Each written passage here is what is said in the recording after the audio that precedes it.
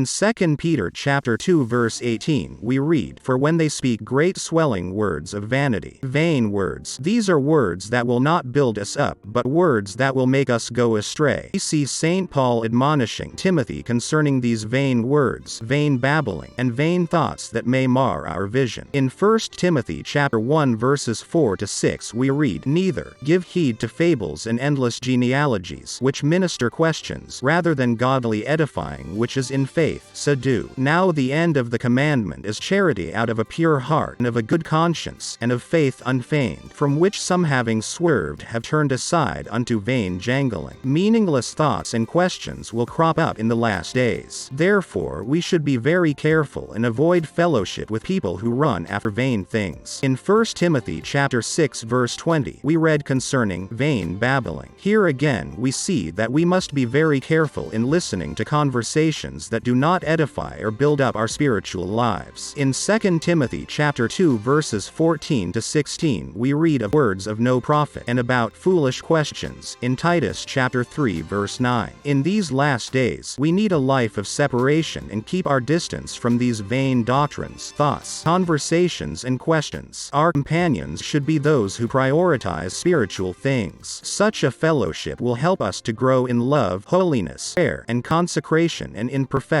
too.